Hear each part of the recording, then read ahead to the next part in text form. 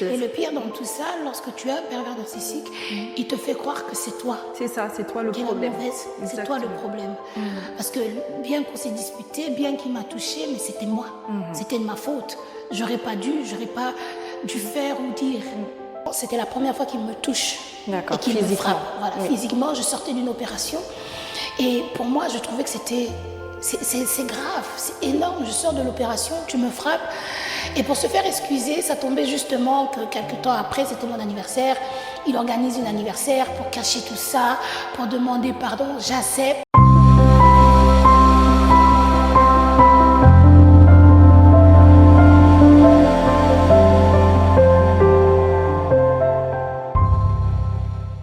C'est pour ça, à chaque fois que je donne ce témoignage, je dis une chose. Vous savez, des fois, on lutte, c'est pas avec la personne qu'on lutte.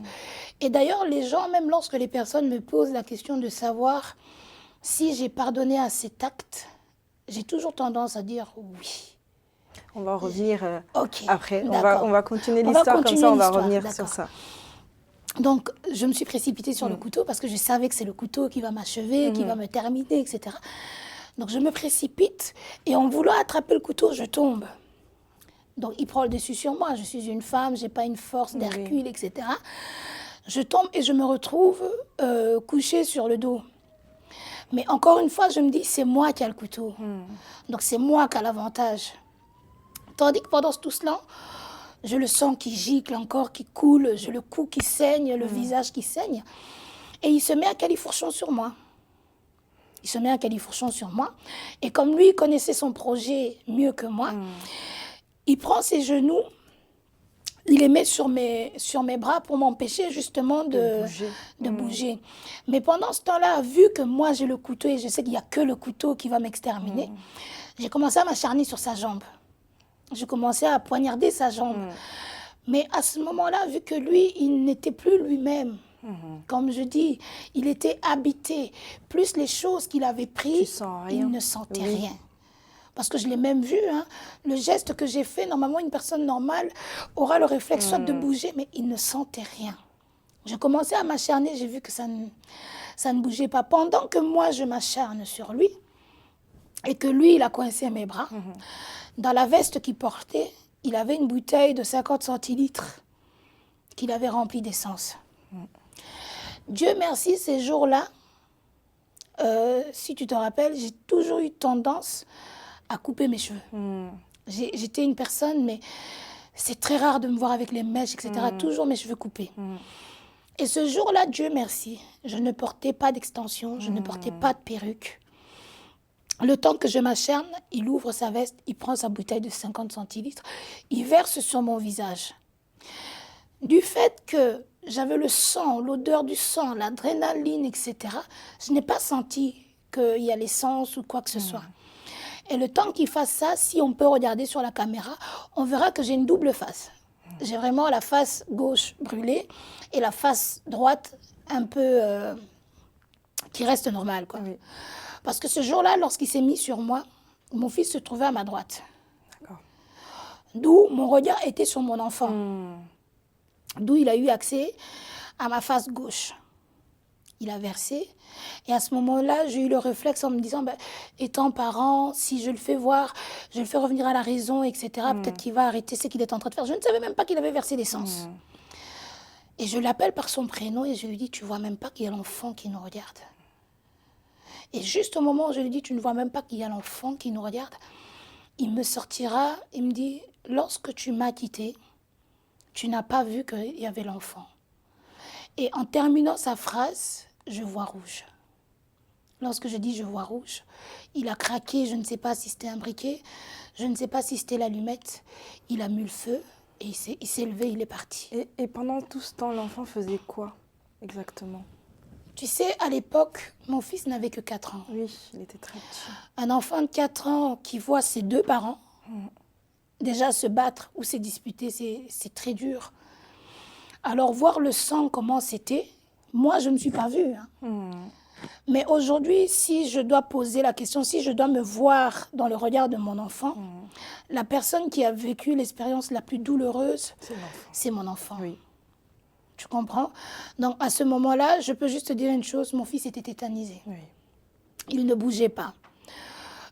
S'il était lui-même, il aurait dû fuir, vu que c'est un enfant. Mais il était tellement traumatisé, tellement choqué. Il est resté statique sûrement. Il est resté statique et il regardait la scène de A à Z. Il a mis le feu, il s'est levé. D'ailleurs, lui-même, il avait pris un peu feu, mais je ne sais pas comment il a fait. Il s'est levé, il est parti et il a fermé l'appartement. À ce moment, j'ai pris feu. Mais avec l'adrénaline, avec la force, et comme je le dis toujours, lorsque tu es élu, peu importe ce qui va se passer à ce moment-là, ce n'est plus toi en fait. Ce n'est plus mes réflexes, ce n'est plus mes pensées, ce n'est plus mon intelligence qui joue. Parce que si je devais dire au jour d'aujourd'hui qu'on recommence la scène, je ne sais pas si j'aurais eu la force de ce jour-là. Je me suis levée, je suis allée doucement. D'habitude, on aurait eu le réflexe de courir. Mais le problème, aujourd'hui, en réfléchissant, je me dis, si tu cours, tu fais du vent, les flammes augmentent. Tu comprends? Les flammes augmentent. Mais ce jour-là, je ne sais pas. Malgré que je brûlais, j'ai marché jusque dans la salle de bain. Je suis rentrée avec un grand calme, dans la baignoire avec mon visage en feu, les cheveux en feu, la tête en feu. J'ai même fait attention de ne pas me verser l'eau chaude. J'ai tourné l'eau froide et je me suis versée dessus. Je me suis douchée en fait à l'eau froide pour éteindre le feu. Et comme dans toutes les salles de bain de femmes, on a les miroirs partout, vraiment partout. Et en versant l'eau, en fait, j'avais pas vu en fait l'étendue et la gravité de la chose qui venait de se passer. En versant l'eau, j'ai tourné ma tête et c'est là que j'ai vu mon visage en fait en train de fondre. Premier réflexe, j'ai failli tomber dans les pommes, mais je me suis ressaisie, je me suis dit, t'as oublié une chose. Est-ce qu'il est parti avec l'enfant? Est-ce qu'il a tué l'enfant, vu que le lien devait s'arrêter là? Est-ce qu'il a tué l'enfant? Est-ce qu'il est parti avec l'enfant? Qu'est-ce qu'il a fait de l'enfant? Mais en même temps, tu as l'instinct maternel qui te dit tu dois sortir pour aller voir ton enfant. En même temps, tu te dis, dans l'état que je suis, je ne saurais plus me battre. S'il est toujours là, il va nous achever tous les deux. Tu comprends? Je suis restée dans la salle de bain quelques secondes. Comme c'était en hiver et comme nous sommes tous génération Android, j'avais mon téléphone avec moi dans mes poches. Désolée de te couper la parole. En ce moment-là, les flammes se sont arrêtées? Sur moi, mais pas dans l'appartement. D'accord. Parce que lorsqu'il a versé, vu que j'étais au sol, donc l'essence a pris par terre aussi. Oui. D'ailleurs, quand on a fait la reproduction, il y a eu quelqu'un qui a été filmé la scène. On voyait par terre des tas de morceaux de mes cheveux collés sur le sol. Donc, je prends le téléphone. Et c'est encore là le coup de choc, le coup de massue. Je me rends compte que j'ai été aussi brûlée au premier degré au niveau de la voix. Ma voix ne sortait plus. Donc, j'appelle le SMUR ou l'ambulance, tout ce que tu veux. J'appelle et je commence à expliquer, mais ma voix, elle est partie. J'ai commencé à essayer. Mais vraiment, de toutes les manières possibles. Et la dame me disait, qu'est-ce qui se passe? En fait, elle prenait ça en rigolade. J'essaye par tous les moyens. Je donne l'adresse et tout ça. Je leur dis que je me suis fait agresser, je viens d'être brûlée, etc. Je ne sais pas, elle a pris ça à la légère. Je raccroche avec elle, j'appelle la police. Même chose, je commence, j'essaye, etc. J'appelle mon ami pour te dire. Tout ça en étant brûlé. En étant brûlé, en train de perdre les facultés, tout ce que tu veux. J'appelle mon ami pour lui dire, il faut absolument que tu rentres à la maison. Telle personne vient de m'agresser. Et c'est elle, je pense, sur le chemin, qui a de nouveau appelé la police et les ambulanciers. Donc, lorsque je finis de passer les appels, je me dis, il faut que je sorte. S'il est là et qu'il doit me tuer pour mon fils, je préfère qu'il nous tue, mais je ne peux pas laisser mon fils comme ça. Je sors et je trouve la maison en flammes, quoi. Ça a pris feu. Et j'arrive, même endroit où était posé mon fils, il était encore là. Les flammes juste devant lui. La porte de sortie est là, les flammes sont là et mon fils est derrière. Je me dis, il faut absolument que je le sorte de là.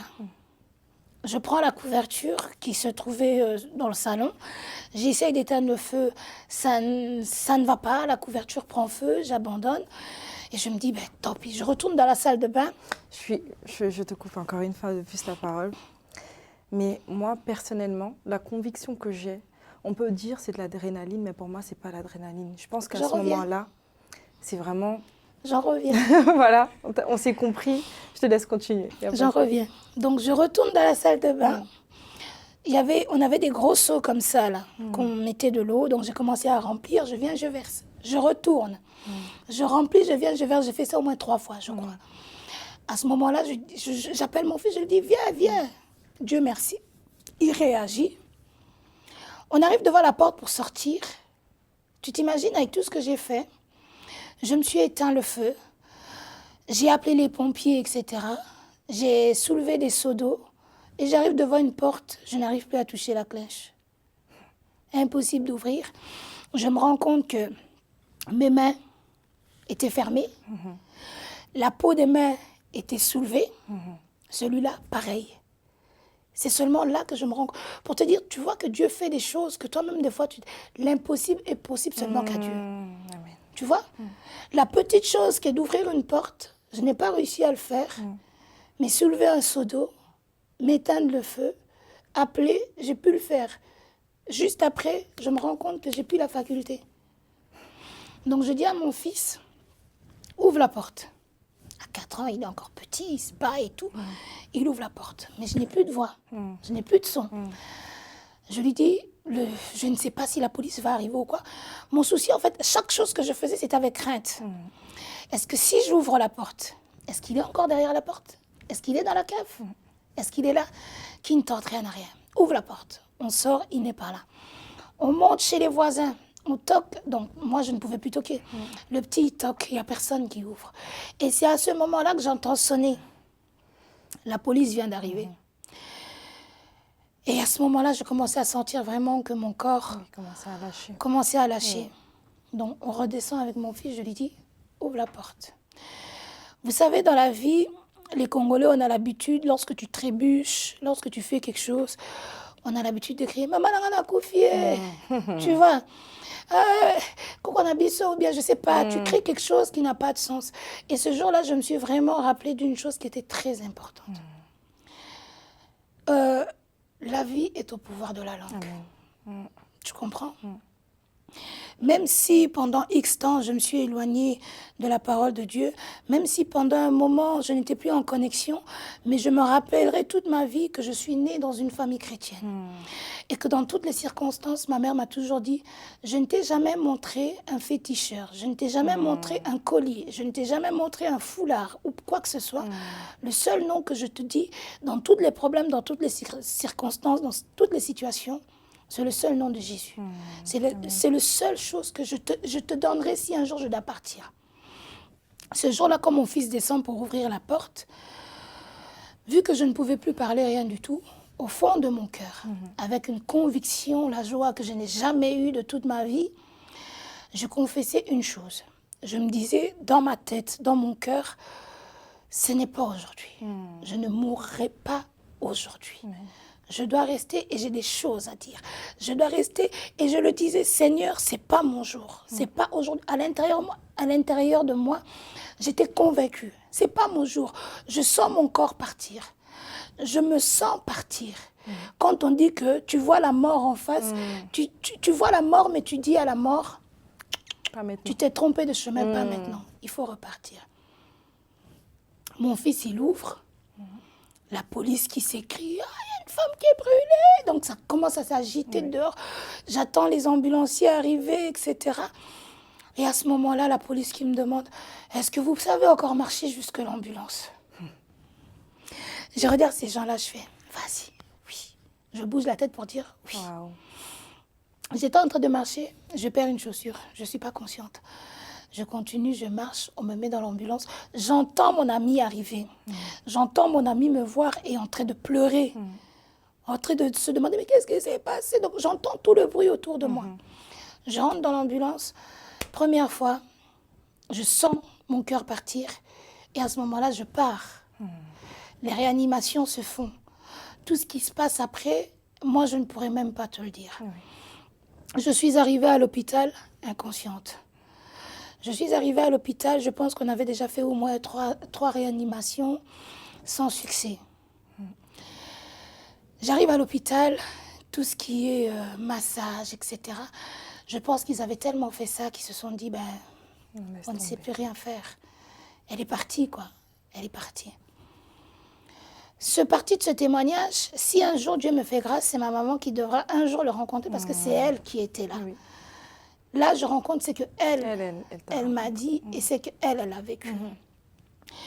Pendant ce temps, ma mère à Bruxelles, moi à Liège.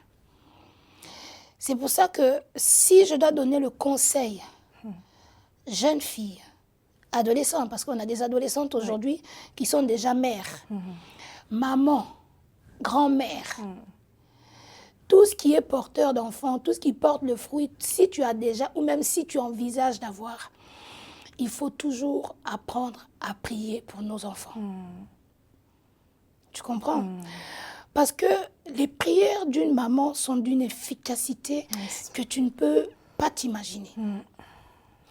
Si tu te rappelles, la première fois que je lui ai présenté, avant même que je parle, elle m'avait déjà dit que j'ai rêvé ça. Elle avait déjà vu tout en esprit. Ma mère à Bruxelles, l'événement se passe, ma mère est en train de rêver. Elle dormait, elle rêve que je me suis battue avec un homme et qu'après la bagarre, en fait, si tu veux, je suis arrivée, je tenais, tu vois, quand tu tiens quelqu'un en captivité comme ça, là, je ne vais pas te lâcher, tu m'as fait du mal et je te ramène pour t'accuser. En fait, je lui ramenais, donc je me suis battue et je viens avec un homme comme ça que j'empoigne. Mes vêtements étaient déchirés, j'étais dans un sale état, mais vraiment un sale état.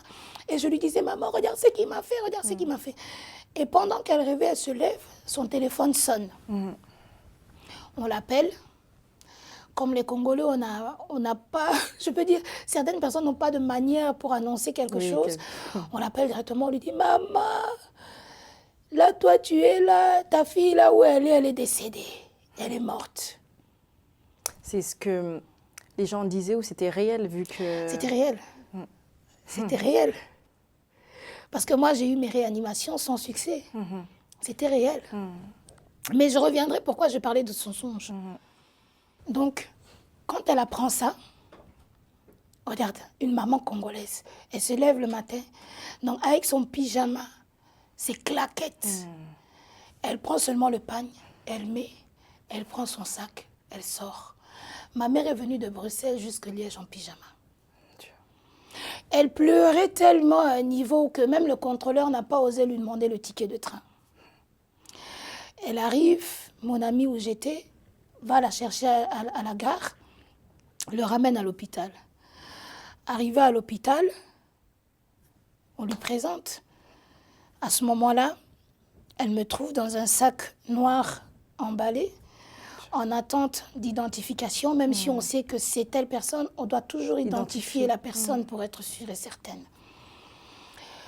Mais à ce moment-là, quand tu arrives, après avoir été brûlée, tu n'as pas le même visage, tu n'as pas le même aspect. Donc elle arrive, on ouvre le sac, on lui présente, madame, est-ce que vous pouvez nous dire si c'est votre enfant? Premièrement, elle dit non, ça c'est pas mon enfant. Parce que j'ai la tête qui a triplé, j'ai le visage rose, un petit cochon quoi, vraiment gonflé de partout. Vous êtes sûre, madame, c'est pas votre enfant? Non, ma mère, elle, non, c'est pas mon enfant, on pleure, c'est pas mon enfant. Bon, elle est obligée de se résigner. Elle dit, écoutez, pour être sûre que c'est mon enfant, je vous demanderai juste d'ouvrir le sac jusqu'au bout, parce que j'ai une particularité en fait. J'ai mon petit orteil, je porte un ongle d'aigle. Et j'ai un tatouage au niveau de la cheville.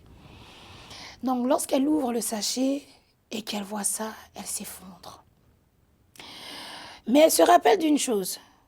Je viens de rêver que ma fille s'est battue et elle est dans un sale état, mais Dieu ne me l'a pas montrée morte. Tu comprends? Dieu ne me l'a pas montrée morte. Elle a pleuré, puis à un moment donné, elle s'est ressaisie. Elle a dit aux gens de l'hôpital, écoutez, je reconnais que c'est mon enfant, mais je vous demande une chose. Laissez-la encore un peu, ne pas la mettre dans le frigo maintenant, ne pas la mettre à la morgue maintenant. Vous allez juste me la laisser le temps que son père arrive, que son père constate Et ensuite, vous pouvez la mettre. La joie, ici, je n'ai que ma mère. Mon père est en Afrique. Donc, lorsque tu dis « son père arrive », c'est là encore intervient la foi. Tu comprends?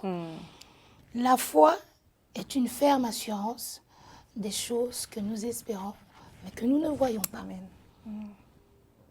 Et ma mère leur dit, attendez son père. Pendant ce temps-là, le tour a déjà fait, Internet a fait son travail. Ça va vite. Le téléphone arabe a fait son travail. Et bien qu'on peut dire les Congolais, nous ne nous aimons pas, ce jour-là, j'ai vu de l'amour. Je peux confirmer, j'ai été sur les réseaux sociaux, je l'ai vu. Ces jours-là, les Congolais ont montré de l'amour. Les Camerounais, les Ivoiriens, tout le monde qui ont eu connaissance de cette histoire. Et d'ailleurs, je remercie même les gens que je ne connais pas parce qu'à chaque fois, je dis, ce sont vos prières qui ont fait qu'aujourd'hui, on peut faire l'intervention. Il y a eu des chaînes de prières, je me rappelle. Il y a des pasteurs qui lançaient des prières en ligne, et tout, etc. Les églises se sont réunies, ils ont ouvert leurs portes pour que les gens viennent prier. Pendant ce temps, ma mère priait là-bas à la salle de mort. Interdiction de mettre sa fille à la morgue. Les chaînes des prières ont commencé et pendant ce temps, moi, je vivais mon événement. C'est pour ça que j'ai toujours tendance à dire à une personne, les gens pensent que je suis devenue insensible. Je ne suis pas insensible. Tu sais, aujourd'hui, lorsque je vais dans un veillée funèbre, la première chose que je cherche à savoir, la personne est morte comment? Pas les circonstances. Je cherche à savoir, est-ce que la personne était chrétienne, elle croyait, elle ne croyait pas, quelle vie elle menait.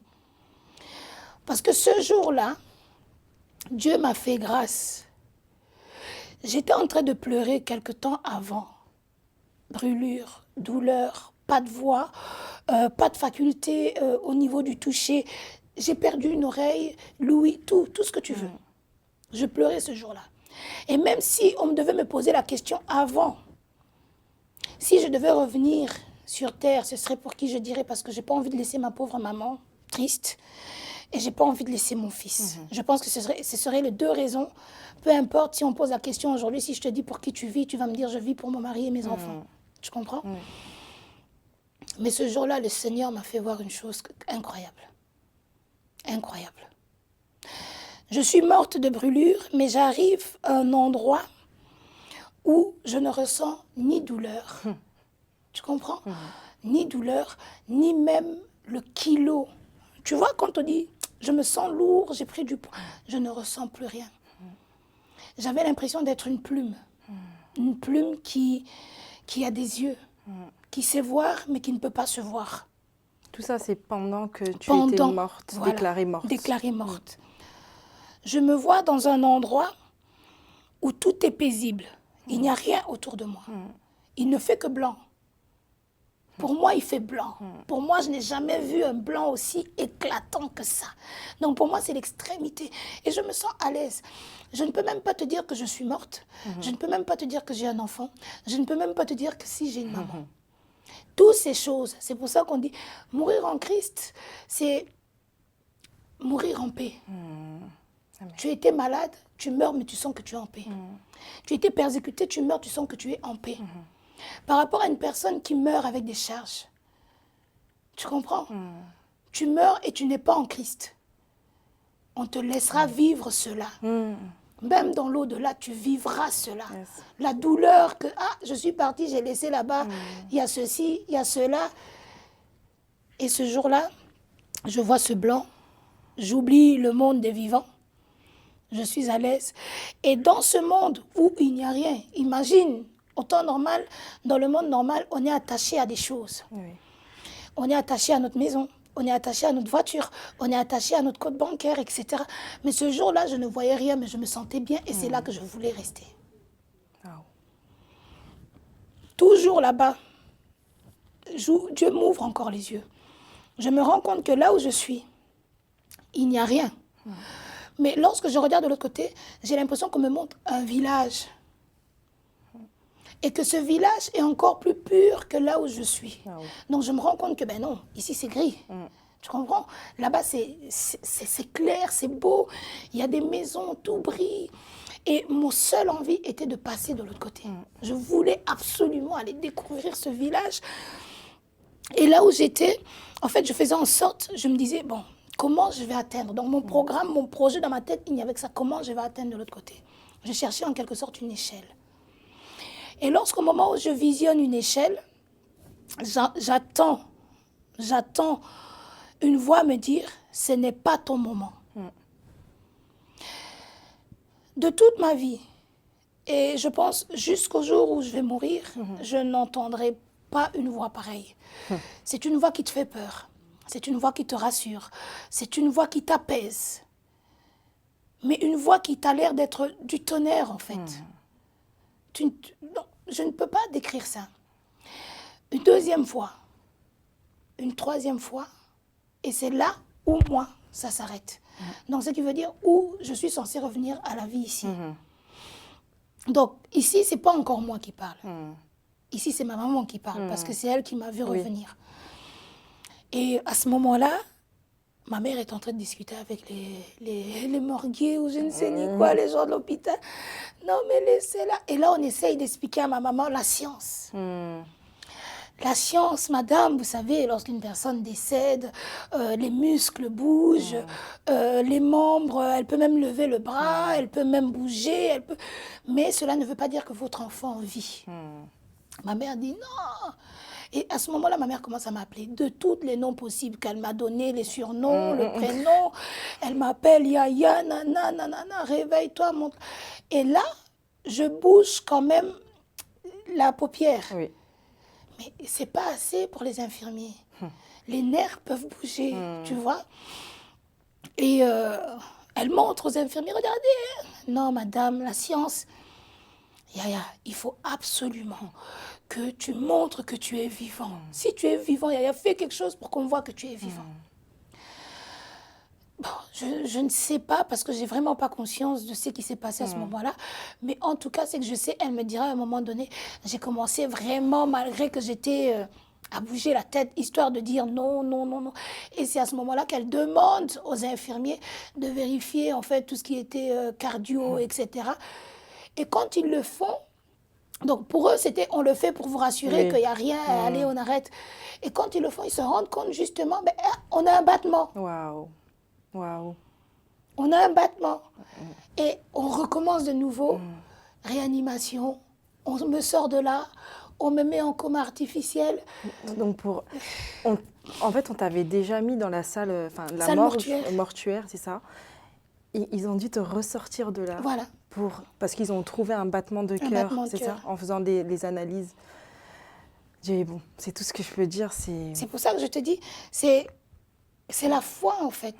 La foi de ma mère. Elle savait, j'ai pas rêvé. J'ai vu cet événement différemment, mais elle n'est pas partie, elle est là. Elle est là. Si aujourd'hui je pose la question peut-être aux gens qui vont suivre cette émission, si c'était toi et qu'on t'explique que la science dit que, les bouquins disent que, un corps humain après la mort peut encore réagir, est-ce que tu serais obstiné à te dire non, ça c'est pas la science, ça c'est que l'œuvre de Dieu. Essayez encore. Je pense qu'à un moment donné, les gens, même les infirmières, désolée, je suis un peu émue, même les infirmières et tout, etc., qui étaient là, ils ont dû quand même, à un moment donné, se poser cette question.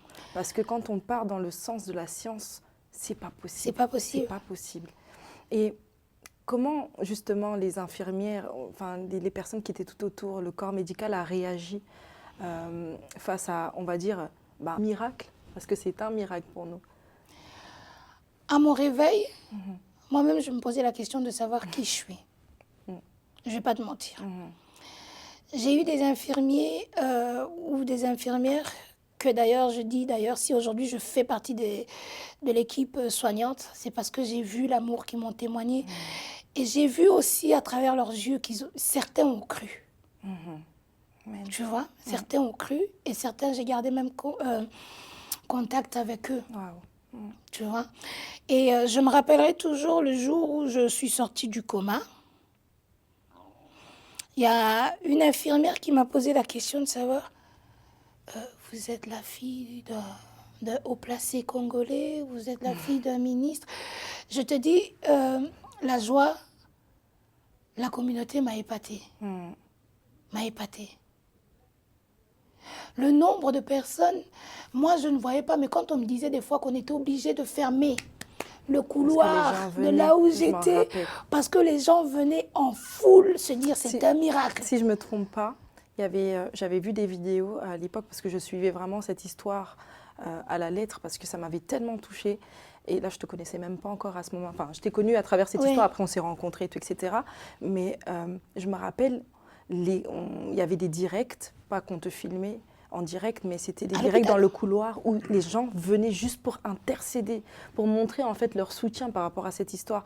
Et c'est là que je me dis, il y a toujours des bonnes personnes sur Terre. Enfin, tu sais, on a très souvent tendance à dire, oui, la communauté, ben, comme tu l'as dit, la communauté africaine, on n'est pas unis et tout, etc. Machin, mais, enfin, là où il y a le faux, le mauvais, il y a aussi le bon. Et je pense que cet événement-là m'avait quand même montré que non, on est quand même soudés quelque part. Quand il y a des événements comme ça qui se passent, on est quand même une communauté qui sait être soudée.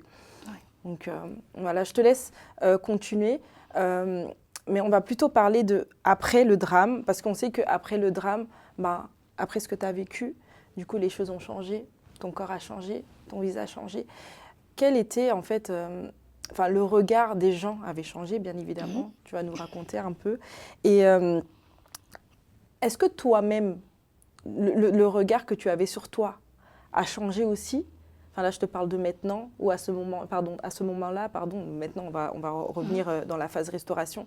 Mais à ce moment-là, qu'est-ce que tu te disais de toi-même quand tu es revenu, quand tu es sorti de ta phase de coma, de combien de jours d'ailleurs? 3. De 3 jours. Qu'est-ce que tu t'es dit? Est-ce que tu avais peur du regard des gens? Qu'est-ce que tu t'es vraiment dit à ce moment-là? Bon, en fait, quand tu es aux soins intensifs chez les grands brûlés, première chose qu'on fait, on retire les miroirs. D'accord, ça je savais on pas. retire les miroirs pour justement, en fait, on essaye de te faire voir ton visage ou bien ton corps petit à petit. Donc, on va d'abord te parler, psychologue, psychiatre, etc., pour te faire comprendre que si on te met le miroir, c'est plus la Clémentine d'avant que tu vas voir. Il y a eu tel acte, tel acte, tel acte, parce qu'à ce moment-là, on n'était pas encore passé à l'étape des opérations. Tout était encore frais. Et je me rappellerai le jour où on devait enlever les bandages parce que j'étais bandée donc les 2 bras parce que je n'avais plus les facultés. J'étais bandée le visage, donc on laissait que les narines pour pouvoir respirer, etc. Et le jour où on devait enlever, je me rappelle qu'il y avait mon fils plus mon ami où j'étais et ses 2 enfants qui étaient venus me voir à l'hôpital. Donc on me ramène à la salle de bain. On retire le bandage, je me vois, donc boule à zéro, cheveux brûlés, visage totalement changé, la partie gauche pendante un peu, moitié d'oreille coupée, le cou cousu, donc la totale. Il y avait mon fils et à premier abord, j'ai cru que j'allais m'effondrer. Parce que je me rappelle quand même de la femme que j'étais. Je me dis, mais waouh, quoi, il a vraiment touché la bonne partie, quoi. J'aurais préféré qu'il me brûle les pieds et tout ce que tu veux. Je porterais des pantalons, mais le visage. Et en sortant de la salle de bain, après avoir vu ça, donc j'ai demandé à m'asseoir. Et comme les gens venaient me rendre visite et qu'ils étaient obligés de me regarder à travers un sas, il y avait juste une porte vitrée, donc les gens me regardaient de là. Mais moi, je pouvais les entendre. Il y avait un genre de parlophone et tout ça, j'entendais tout ce qui se passait. Et donc, les premières personnes que j'ai vues, c'était mon fils, les 2 enfants donc, de ma copine. Son fils avait le même âge que mon fils et sa fille avait peut-être 1 année ou 2 de moins. Et quand ils m'ont vu, les enfants de ma copine, première chose, ils ont crié. Tu vois? Ils ont crié. Et mon fils les a regardés, il a dit, mais pourquoi vous criez? C'est ma maman. Et il y a une chose, et la phrase m'est restée, et c'est cette phrase qui a toujours été ma force. Il les a dit, mais c'est ma maman, elle est juste malade. Elle est très belle, ma maman. Elle va récupérer. Elle est malade, là.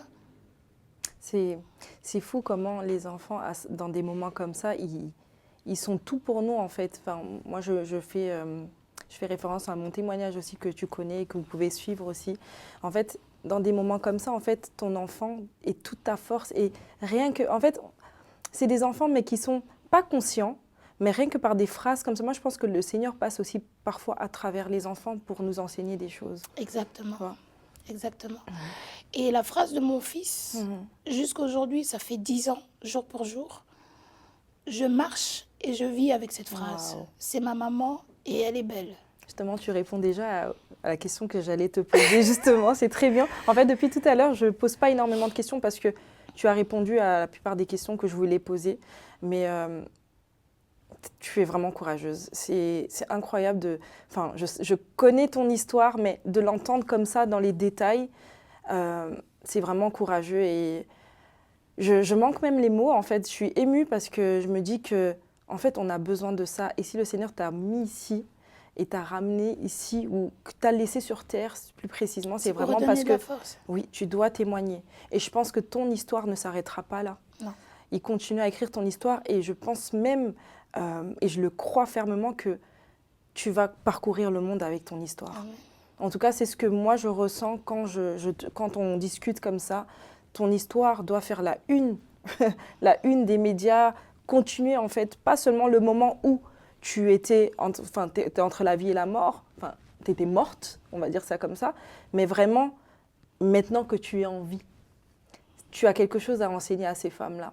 Mais je te laisse continuer, c'est vraiment mon ressenti que j'ai par rapport à tout ça. Mais j'avais quelques questions, comme on disait, on est dans le après. Est-ce que ce qui s'est passé dans ta vie, bon, tu as déjà un peu répondu à la question, mais est-ce que ça a changé ta relation avec le Seigneur aujourd'hui?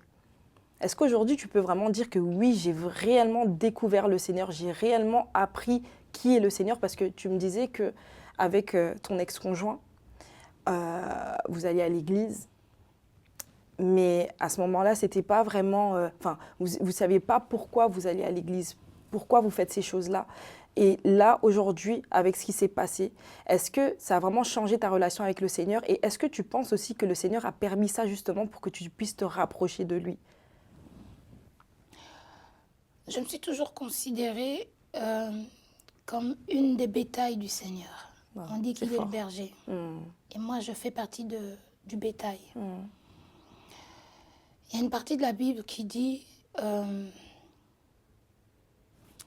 la louette et son bâton nous rassurent. Oui. Si tu regardes la louette, là, c'est un instrument que les bergers utilisent. Et lorsque le berger utilise cet instrument, c'est pas parce qu'il n'aime pas son mouton. Au contraire, le berger est capable de laisser tomber 100 moutons pour aller récupérer un seul mouton. Et si vraiment le mouton, malgré les gestes du berger, n'écoute pas qu'il doit revenir dans la bergerie, le berger va utiliser cet instrument afin de ramener le mouton qu'il aime à la bergerie. Mais attention, le même instrument, lorsque le berger va l'utiliser, ça va ramener le mouton, mais le mouton va être blessé parce que c'est un outil tranchant. Pourquoi je dis que je me considère ce mouton qui s'échappe et qu'on utilise ça? Parce que l'Éternel, je connais l'Éternel depuis que je suis née. Je suis née dans une famille chrétienne. Ma mère m'a parlé de Jésus, l'Église m'a parlé de Jésus, tout m'a enseigné Jésus. Mais malgré ça, j'avais toujours une préférence. Je m'éloignais. Et le berger, qu'est-ce qu'il a trouvé de mieux pour me ramener? C'est de me frapper. Lorsque tu es blessé, lorsque tu es frappé, ça va être difficile de nouveau de te détourner de la bergerie. Tu vas revenir blessé, mais consciente que le berger ne me déteste pas, mais il m'aime. Parce que s'il m'avait laissé partir, c'est peut-être les loups qui allaient se charger de cette brebis-là. Tu vois? C'est très fort ce que Donc tu dis. moi, je me considère vraiment parmi les bétails et que je fais partie des bétails qui n'ont juste pas écouté. Mais le berger m'aime tellement qu'il a dû me blesser pour revenir.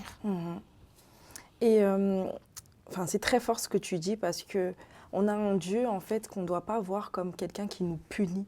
ou quelqu'un qui nous tape parce qu'il ne nous aime pas. Tout ce que Dieu fait, c'est parce qu'il nous aime et que, en fait, ce qu'il veut, c'est qu'on puisse suivre ses voies.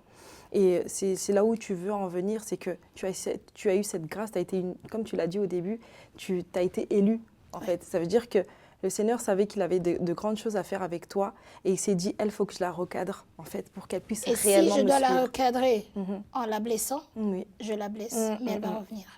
Oui, après, je pense aussi que souvent, on a cette... on déraille tellement. Enfin, le Seigneur, à plusieurs reprises, il nous montre que non, on a besoin de lui.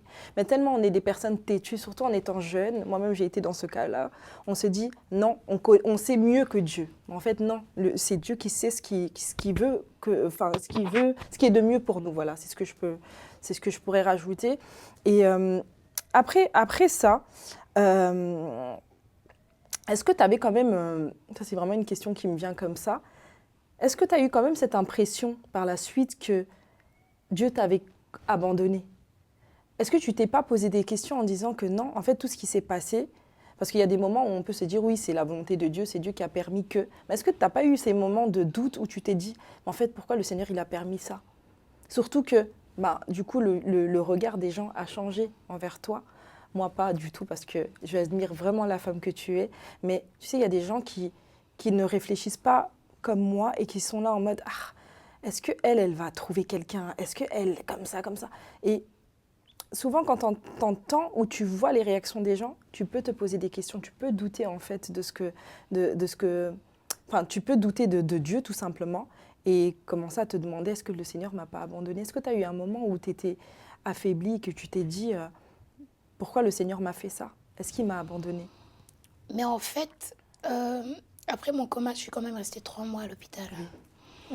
Et c'était 3 mois que j'ai pris pour vraiment, vraiment discuter, parler, pleurer et savoir le pourquoi. Pourquoi tu m'as fait ça? Pourquoi tu as laissé que ça se passe comme ça? La seule réponse que moi, j'ai eue de mes pourquoi, c'est qu'au fond de moi, j'ai une personne qui était mieux que celle que j'étais. Et c'est cette personne qu'il fallait qu'il sorte. D'où le jour où je suis sortie de l'hôpital, les gens m'ont même pris pour une folle. Parce que je suis sortie de l'hôpital, j'étais momifiée. J'avais les bandages sur le visage, sur les mains. Mais la première chose que j'ai fait, j'ai demandé d'aller chercher mon fils à l'école. Wow. Parce que j'avais besoin, en fait, de faire comprendre à mon physique que mon psychique, ma force intérieure existe. Que dès le départ, si je faisais attraction au regard des gens, je ne vivrais plus. C'est ça. Avant de sortir de l'hôpital, je me suis dit une chose, c'est toi. C'est ton nouveau toi. C'est ton nouveau visage. Soit tu vis avec, soit tu décides de finir maintenant avec ta vie. Wow. Tu comprends? Oui, et dès ce premier instant, je me suis dit, je ne me laisserai pas faire. Tu sais, tu vas même rire. Des fois, quand je prenais le bus avec mon fils, parce que j'avais droit à un taxi de l'hôpital, m'accompagner, etc., même pour aller déposer mon fils à l'école, je prenais pour aller au rendez-vous médical. Mais pour aller avec mon fils, je préférais prendre le bus. Tu vas rire. On va mettre une petite parenthèse. Et j'étais du genre, voilà, j'ai le visage qui est tout frais, des fois on m'opérait, etc. Et quand je prenais les bus, je voyais bien le regard des adultes. Et c'est ce que j'avais besoin de savoir faire la différence. Le regard des adultes, des fois tu avais des adultes qui te regardaient avec un dégoût. Tu te dis, celle-là, elle n'a jamais rien compris. Que c'est pas l'extérieur qui compte, mais c'est l'intérieur. Et des fois, tu avais les enfants qui faisaient les réflexes. « Oh, maman, regarde !» Et tu avais la maman qui disait genre, « Baisse les yeux, baisse les yeux. » Et pour faire, je sais pas pourquoi, j'avais tendance à faire aux enfants. Tu vois, genre, je provoquais un peu, tu vois, pour dire, elle est moche, mais elle rigole, tu vois. Elle est moche, mais... Et je faisais des grimaces. Et même mon fils, tu vois, ça le faisait rire. C'est là que j'ai compris, en fait, les gens voient, c'est que tu lui montres, en fait. On a tendance à prendre l'apparence. Mais le problème, c'est que ton apparence vient de ton intérieur. Oui. Exactement. Tu comprends? Fort à l'intérieur, fort à l'extérieur. Faible à l'intérieur, faible à l'extérieur. Et dès le départ, je me suis dit ça. C'est moi, ça ne changera pas. Dieu m'a déjà expliqué le pourquoi. Il fallait que je fasse sortir la femme intérieure que je suis. Il ne faut pas que je me fie seulement au physique. D'où au jour d'aujourd'hui, les gens peuvent se poser la question, est-ce qu'on la regarde? Mais bien sûr qu'on me regarde, même trop des fois. Des fois, j'ai même envie de dire, mais arrêtez, quoi, ce n'est que moi. Mais c'est aussi la confiance.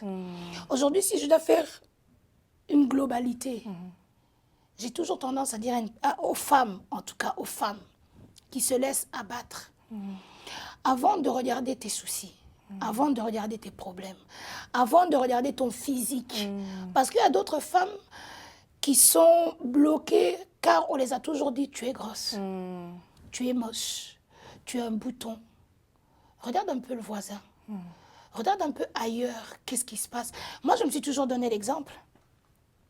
Si parce qu'on te dit tu es grosse, tu es moche, tu es un bouton, la sœur est longue, elle dira quoi? Tu vois? Je vis. Oh. Je vis. Et à force d'accepter qui tu es réellement, même lorsque quelqu'un va venir te dire le mal ou même tu es moche, les mots qu'il ne faut pas, ça ne rentre pas. Yes. Tu te forges une armure. Dieu nous a créés comme... Donc Dieu t'a créé comme tu es. Moi, Dieu m'avait créé avec le visage que tout le monde avait. Aujourd'hui, il m'a donné une nouvelle identité. Yes. J'accepte l'identité. Si je me laisse morfondre, même l'identité que Christ m'a donnée, je vais laisser tomber aussi. C'est pour ça que j'encourage une femme de commencer par s'accepter. Si tu t'acceptes, même si quelqu'un vient te dire le contraire, ça ne rentre pas, ça ne passe pas, ça bloque. Si chaque femme pouvait comprendre sa propre valeur avant que les autres comprennent sa valeur, en même temps, on aura aussi moins des femmes qui se suicident, des femmes qui se font du mal, des femmes qui se laissent berner par les pervers narcissiques. Exactement. Tu comprends? Oui, c'est super important de savoir qui on est déjà pour nous-mêmes. Et parce que, comme tu l'as dit, quand on sait qui on est, là je mets le côté chrétien de côté. Mais déjà, il faut s'accepter soi-même pour pouvoir être accepté par les autres. Et si je devrais rajouter encore le côté spirituel, on doit vraiment rechercher en fait ce que Dieu dit de nous, en fait, tout simplement. Et en associant ces deux choses-là, on est forte. On est forte, personne pourra nous écraser, en fait. Et c'est très fort ce que tu dis. Et maintenant, ce que je voulais te demander, là, on va aller plus dans la phase restauration. Après cette phase-là, donc, tu es sortie de l'hôpital, donc tu as accompagné ton fils de temps en temps, etc. Mais comment s'est passée ta phase restauration?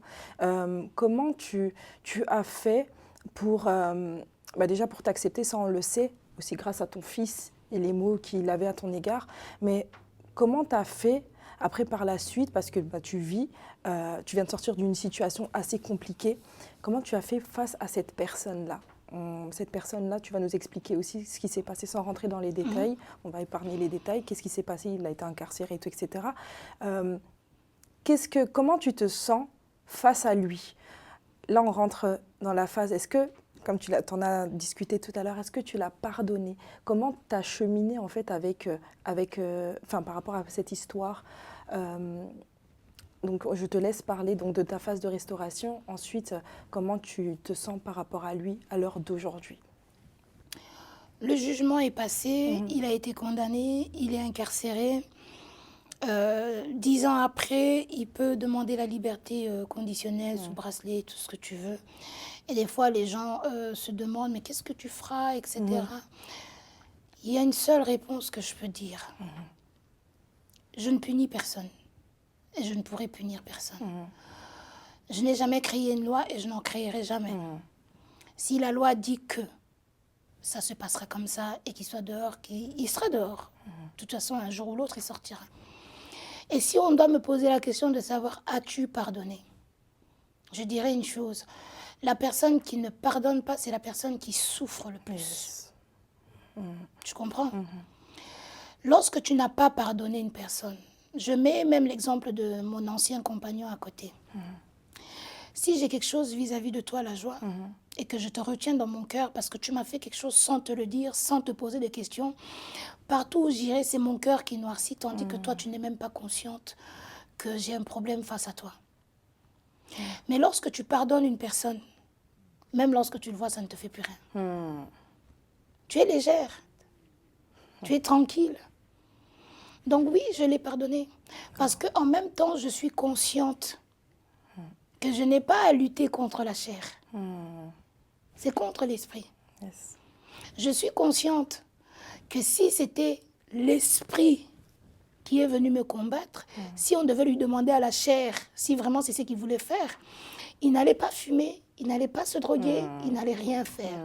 Et lorsque tu fumes, tu te drogues, tu prends de l'alcool, c'est pour introduire en toi quelque chose qui te donnera la force d'aller faire ce qu'il a fait.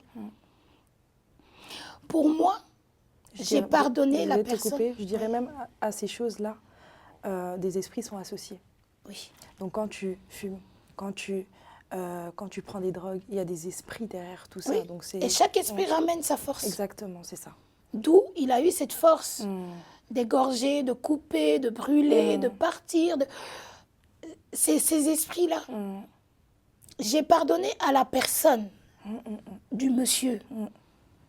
Mais je ne peux pas pardonner à l'esprit qui est derrière cette personne. La lutte d'un chrétien, ce n'est pas face à son frère, c'est face à l'esprit derrière. L'esprit qui anime la personne. Oui, je l'ai pardonné.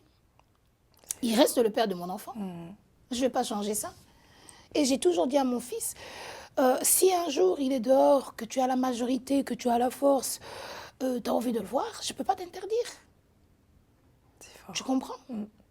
C'est très fort, parce que ce n'est pas tout le monde qui réfléchit de cette manière-là, mais j'aimerais vraiment mettre l'accent sur le pardon, parce que c'est quelque chose de primordial, en fait, dans ton témoignage.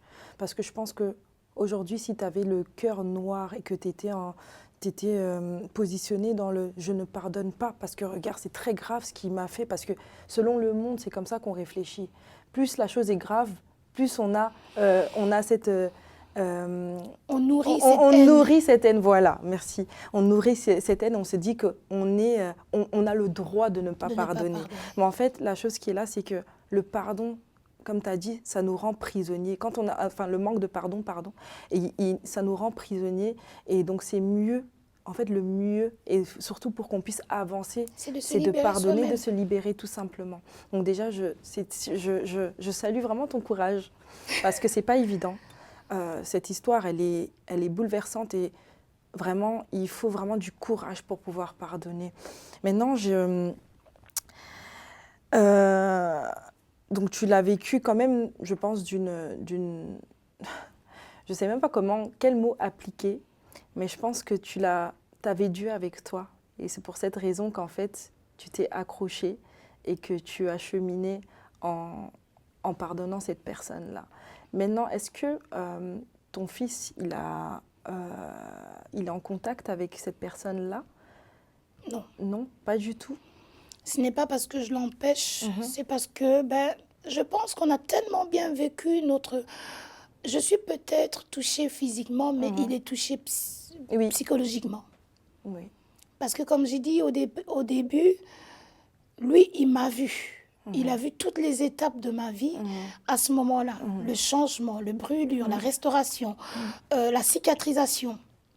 Lui, il le voyait. Par rapport à moi, je le vis. Oui, c'est ça. Mais je n'ai pas vu l'acte d'être brûlé, debout, les flammes, etc., courir, éteindre. Lui, il a tout vu. Oui. Mais on a tellement bien cicatrisé, on a tellement bien évolué ensemble. Comme j'ai dit, au premier abord, lorsqu'il était petit, quand ça s'est passé, j'avais commencé par les mensonges. Genre quand il me posait la question, maman, c'est papa, vu que je ne voulais pas diaboliser le père, des fois je lui disais, non. Mais le psychologue m'a dit, écoutez madame, la meilleure thérapie, soit de vous laisser le petit venir vers nous, on fait la thérapie avec le petit, soit vous lui dites la vérité. Parce que si vous commencez à lui dire non, tandis que ses yeux ont vu son père faire ça, vous êtes en train de créer un futur fou, on va dire ça comme ça, un psychopathe. Parce que j'ai vu ça et on me dit que c'était pas ça. Tu comprends? Et dès le début, alors, j'ai commencé par la vérité avec lui. Quand il a une question à poser, il pose la question, on travaille ensemble. Et je lui ai toujours dit, mon cœur, s'il y a une personne chez qui tu peux te permettre d'être une Madeleine, c'est maman. Quand tu as une question, quand tu as envie de chialer, quand tu as envie de pleurer, quand tu as envie de... Viens, on pleure ensemble et je t'explique pourquoi il ne faut pas pleurer. Oui, surtout à cet âge-là, souvent on aime dire que les enfants sont inconscients. Mais moi, je me rappelle, ma fille, une fois, elle m'a dit qu'elle se rappelle des choses qu'elle a vécues à l'âge de 4 ans. Donc je pense que, des fois, ils ont même des flashbacks apparemment. Parce que... Moi, mon fils, pendant des années, il a dessiné cet acte. Aïe. Il allait à l'école, dès qu'on leur donnait un crayon, un bic, une feuille, la première chose qu'il faisait, c'était un homme en train de frapper une femme, en train de lui mettre le feu, etc. Et aujourd'hui, il est toujours suivi ou ça s'est arrêté? Dès le début, j'ai arrêté le suivi. D'accord. J'ai été sa psychologue, sa psychiatre, si tu veux, tout ce que tu veux.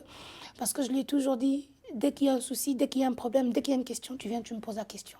C'est très bien. Et j'ai toujours été franc avec mon fils. Même lorsqu'à l'école, on lui posait des questions, ça a toujours été lui qui en parlait.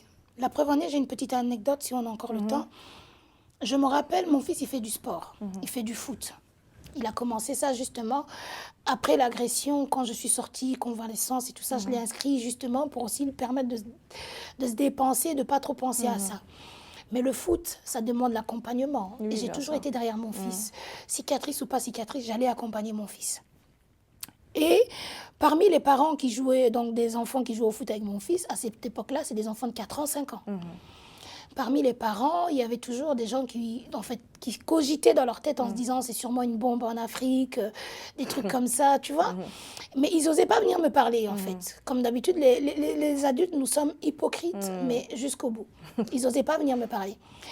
Et un jour, je me rappellerai toujours, l'entraînement se termine, les gamins passent devant les parents, ils vont dans les vestiaires et tout. Et certains parents avaient l'habitude de rentrer, aller chercher leurs enfants, les aider. Et moi, j'ai toujours dit non, toi, tu es un grand garçon, tu t'habilles, tu sors, tu te laves et maman t'attend dehors. Ce jour-là, premier parent qui sort, homme ou femme, en train de pleurer. Madame, vous êtes vraiment courageuse. Ok, merci. Deuxième parent qui sort en train de pleurer. Madame, vous êtes vraiment courageuse. Oh. Ils ont posé la question à l'enfant. Qu'est-ce qui se passe, tu vois? Qu'est-ce qui se passe? Tout le monde sort. Madame, vous êtes vraiment courageuse. Madame, franchement, je me dis, c'est qu'il y a un problème. Je vais rentrer dans les vestiaires, je vais voir ce qui se passe. Je suis arrivée et on m'explique, ah mais non, ils me disent, ouais, votre fils nous a tous arrêtés dans les vestiaires parce qu'il y avait beaucoup d'enfants qui posaient la question de savoir, mais ta maman, elle a quoi, etc. Et qui viennent nous expliquer votre histoire et tout ce qui s'est passé. Et depuis ce jour-là, plus de regard, plus rien, même que ce soit les enfants. Il a eu le courage de leur dire non, ben voilà, c'est mon père qui a fait ça. C'est beau quand même qu'un enfant, parce que ça reste notre bébé, malgré qu'il est grand maintenant, c'est un ado, mais c'est beau quand même de voir qu'un enfant aime autant sa maman malgré tout.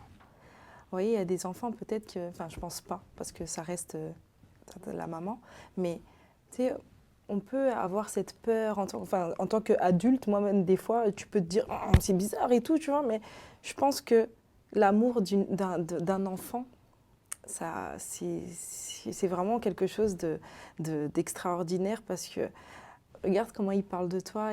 Moi, je te dis la joie, tous les jours, je me lève. Même si Dieu me fait grâce aujourd'hui, j'ai d'autres enfants. J'ai toujours dit, Kylian et moi, on aura une relation que, même avec les autres enfants, ça ne sera pas pareil. Ça ne sera pas pareil.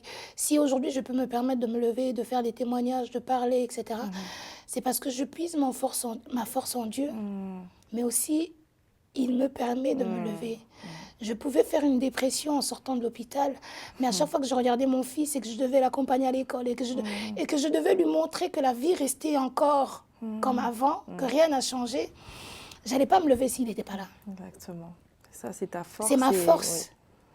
Exactement. Et même au jour d'aujourd'hui, je ne peux pas dire que tous les jours je me lève, je suis super Elonga, parce qu'au jour d'aujourd'hui, la sœur Clémentine est devenue la sœur Elonga pour dire oui, victoire. C'est une petite précision. Elonga, c'est victoire. Et donc, on l'appelle donc la sœur Elonga. Donc voilà. Donc je ne peux pas te dire que s'il n'était pas là, qu'aujourd'hui, Elongala aurait de l'efficacité parce que je puise la force dans ce gamin, en fait. Quand je le regarde, j'ai envie de me battre encore et encore. Et j'ai besoin qu'il garde cette image. Si aujourd'hui je me suis remis au travail, je pouvais garder le statut d'handicapé parce que j'ai été considérée handicapée. D'accord. Mes mains ne fonctionnaient plus et des choses comme ça. Mais j'ai décidé de faire en sorte de tout recommencer. Wow. L'école, le travail, pour montrer à mon fils, peu importe la condition physique qu'une personne peut avoir, tu dois te battre, tu dois travailler, tu dois chercher. Tu vois, pour qu'il ait une image. Parce que je vis avec lui étant père et étant mère. Un père, ça travaille, ça bosse dur, ça ne se fatigue pas. Une mère te donne de la tendresse, de l'amour, tout ce que tu veux, du réconfort. Et je suis obligée de faire les deux. Mais c'est lui qui me donne cette force. Vraiment, c'est très fort ce que tu dis. Et j'espère que, enfin, j'en suis sûre qu'il va, vu la relation que tu as bâtie avec lui, vous allez vraiment continuer à avoir cette complicité. Et c'est ça qui fera que cet enfant aura des valeurs vraiment ancrées en lui, et des bonnes valeurs surtout. Et juste on va clôturer bientôt. Qu'est-ce que toi en tant que femme qui a vécu ce genre de choses, qu'est-ce que tu pourrais dire à une femme qui vit actuellement des violences, peu importe le type de violence? Qu'est-ce que tu pourras dire à une femme? Tu pourras directement parler à cette femme qui te regarde. À la femme qui vit cette violence, la seule chose que je peux lui dire ou que je peux lui conseiller, la violence n'est pas tolérable. La violence ne s'accepte pas. La violence ne se dit pas qu'aujourd'hui il a fait comme il a demandé pardon, ça va changer, etc.